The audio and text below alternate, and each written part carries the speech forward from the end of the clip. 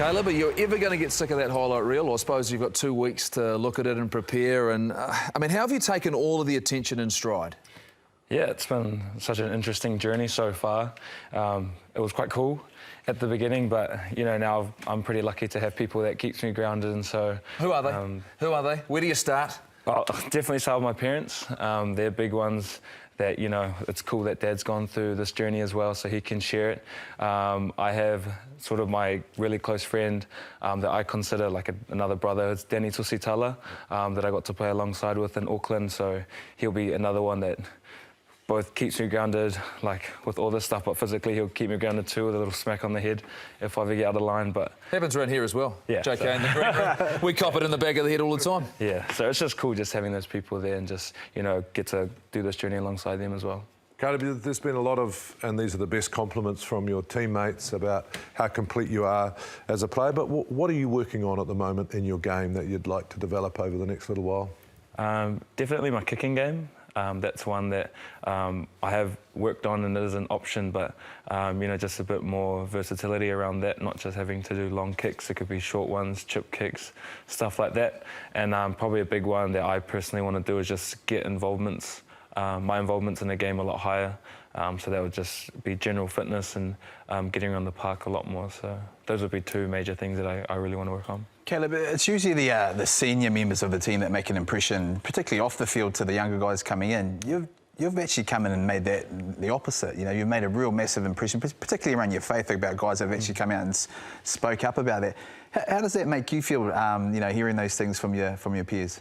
Yeah, it was such a cool sort of experience. Having someone like someone as special as Artie, that's someone that, you know, I've really got along with well in this environment, and he's really helped me both on my faith journey, but even just being in this environment, just allowing me to be myself. And so, you know, I give a lot of credit to him because, you know, he's helped me a lot as well. So. Caleb, it's hard to explain to people and players what it's going to be like when you get in the All Blacks. And of course, you've had the luxury of your dad being able to talk to you about it, but you don't know until you're there. No. So how was it, your expectations compared to reality? Yeah, well, when we got named at first, I was quite nervous. You know, I still get nervous as well now. That's just a natural thing that I have, is just real nervousness. But the thing that I thought was going to happen was going to be a real serious environment.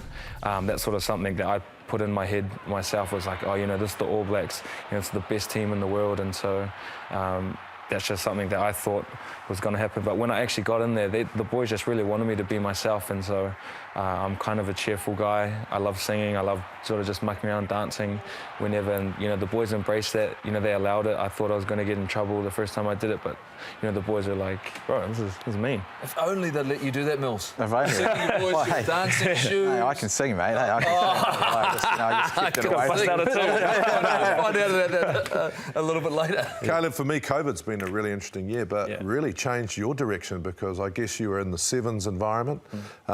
Looked like it was really good for you. You seemed to come out of there a little less body fat. You look faster, you know, more evasive in open space. I don't know if that's the case or not, but, you know, here you are sitting in the All Blacks. What does the future look like? Is sevens going to be part of it now? I guess everything's changed.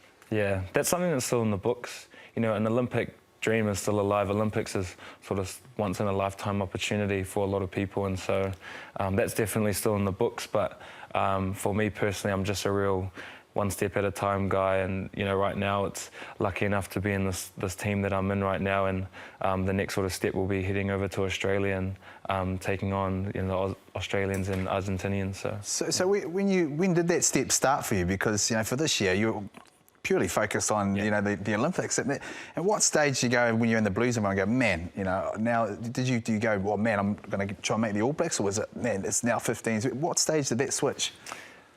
Probably that first lockdown.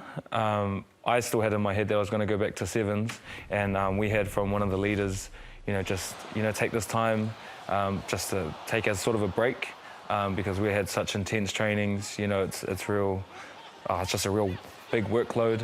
So that was probably one thing. So I didn't really think I was going to be going back to Super Rugby, but then Leon McDonald called me about a week and a half before the pre-season started for Super Rugby Aotearoa and told me, oh, Caleb, you'll be coming in. So yeah, that was something real cool because at that time we didn't know what was going to be happening for sevens, and so I was just really grateful to. You would have had to bulk up a little bit more as well. I mean, get bench press out. It was quite different, actually. A lot of people like JK. Tell him he needs to get bigger. Is that what you're saying? Pre-15. A lot of people actually don't know this, and JK, it's quite funny that you said it, but out of that first lockdown, I actually gained 8 kgs. No way. Because I really took that lockdown as a break, and so... that KFC's off the menu. When I saw the KFC... But, you know, Pies... That Gil's not watching. The trainers at the Blues... Yeah, oh, sorry, Phil Healy. Phil, yeah. he really whipped me back into shape, getting ready for that first test. But, you know, on top of that, I was still used to that workload that the sevens. So even though I had, you know, a bit more beef on me, I was still used to sort of running around a lot, used to that sevens training just because of how intense it was. And so, you know, I'm just lucky, I guess. So, Caleb, in the game, you're making breaks, tackle busts, you know, the team's going really, really well, and then the crowd erupts, and it's because your dad's on the screen. Did you take a wee sneaky peek? Did you actually realise that that's what's going on? Did you see it in-game?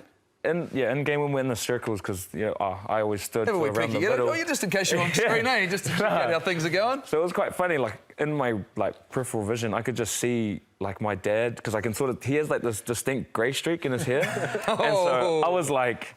Wait, same my over dad? there, same over there, distinct. So it was quite funny, and I was just like, after the game, I was reflecting. I was like, bro, were we watching the All Blacks or the Ronnie Clarke show or something like that? So I love it was real good. It was quite. What would you sing? What would you sing if you... I can't imagine what you'd sing, Mills, but what would you sing if you're in the All Black team room? What would you break out with? I don't know. There's been like country music. You know the old movie, is it Lean on Me? You know, Fair East Side High.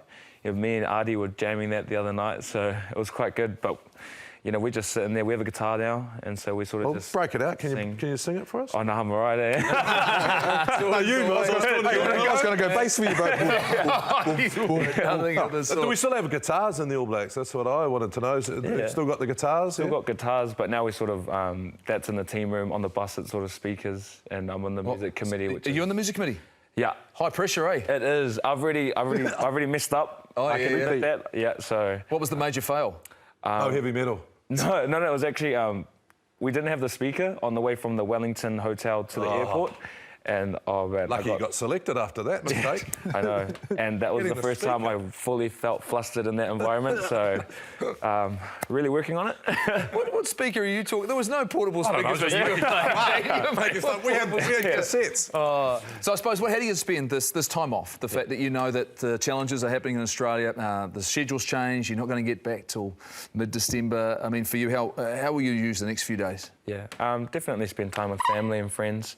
But yeah, definitely away from the KFC over there. Burns come to take the KFC. She's gone. Sorry. Yeah. I want to get in trouble with the All Black training. So definitely with friends and family. We got our sort of training plans that we all have individually, so tick all those off. But I think, the biggest thing, being away for 4 or 5 weeks, that would just be this time now just to really spend time with the ones that I care about most. When's the longest time you've been on tour like that? 20s is usually quite long. It's about a month. Yeah. So I kind of got used to it. I did 20s 2 years, and so I was sort of all right with it that first time. But, I'm really lucky for, the electronics we have these days where we can stay in contact with everything. I don't know how it works a lot of electronics. I'm more of a face-to-face kind of person. So, yeah, but just real lucky to have that. You fit right in here then, brother? Yeah. Right, we don't know how it works. I think I'm an old soul. Yeah. Maybe.